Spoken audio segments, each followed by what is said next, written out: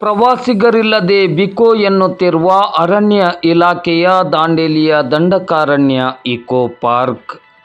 ದಾಂಡೇಲಿ ನಗರದ ಪ್ರವಾಸೋದ್ಯಮ ಕ್ಷೇತ್ರಕ್ಕೆ ತನ್ನದೇ ಆದ ಕೊಡುಗೆಯನ್ನು ನೀಡುತ್ತಾ ಬಂದಿರುವ ದಾಂಡೇಲಿಯ ಕೇಂದ್ರ ಬಸ್ ನಿಲ್ದಾಣದ ಕೂಗಳತೆಯ ದೂರದಲ್ಲಿರುವ ದಂಡಕಾರಣ್ಯ ಇಕೋ ಪಾರ್ಕ್ ಪ್ರವಾಸಿಗರಿಲ್ಲದೆ ಬಿಕೋ ಎನ್ನತೊಡಗಿದೆ.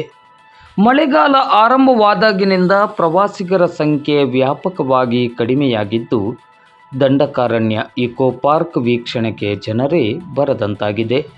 ಇನ್ನು ಒಂದು ಕಡೆ ಗಣೇಶ ಗುಡಿಯಲ್ಲಿ ರಾಫ್ಟಿಂಗ್ ಸೇರಿದಂತೆ ವಿವಿಧ ಜಲಸಾಹಸ ಕ್ರೀಡೆಗಳನ್ನು ಜಿಲ್ಲಾಡಳಿತ ಸ್ಥಗಿತಗೊಳಿಸಿರುವುದರಿಂದ ದಾಂಡೇಲಿಯತ್ತ ಪ್ರವಾಸಿಗರು ಮುಖ ಮಾಡದೆ ತಿಂಗಳು 3 ಕಳೆದಿದೆ.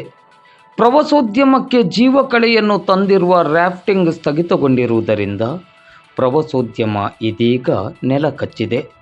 ಸದಾ ಪ್ರವಾಸಿಗರಿಂದ ತುಂಬಿ ತುಳುಕುತ್ತಿದ್ದ ದಂಡಕಾರಣ್ಯ ಇಕೋ ಪಾರ್ಕ್ ಜನರ ಓಡಾಟವಿಲ್ಲದೆ ಬಿಕೋ ಪಾರ್ಕ್ ಎಂಬಂತಾಗಿದೆ. ಇಂದು ಗುರುವಾರ ಮಧ್ಯಾಹ್ನ 12 ಗಂಟೆ ಸುಮಾರಿಗೆ ದಂಡಕಾರಣ್ಯ ಇಕೋ ಪಾರ್ಕಿಗೆ ಭೇಟಿ ಕೊಟ್ಟಂತಹ ಸಂದರ್ಭದಲ್ಲಿ ಅಲ್ಲಿಯ ಸಿಬ್ಬಂದಿಗಳು ಸದ್ಯದ ಸ್ಥಿತಿಗತಿಯನ್ನು ವಿವರಿಸಿದ್ದಾರೆ.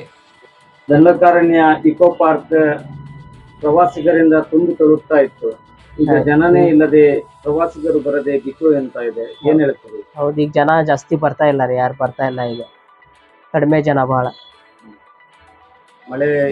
ಮಳೆ ಇರೋ ಸಲುವಾಗಿ ಕಡಿಮೆ ಜನ ಬರ್ತಾ ಇದಾರೆ. ಈಗ ಅದ್ರ ಜೊತೆಗೆ ರಾಫ್ಟಿಂಗ್ ಕೂಡ ಬಂದಾಗಿರೋದು ಕೂಡ ಬಹಳ ದೊಡ್ಡ ಹೌದು ತೊಂದರೆ ಆಗಿದೆ. ಪ್ರವಾಸಿಗರು ಹೆಚ್ಚಿನ ಸಂಖ್ಯೆಯಲ್ಲಿ ಬರದೇ ಇರುವುದಕ್ಕೆ ರಾಫ್ಟಿಂಗ್ ಕಾರಣ ಅದೇ.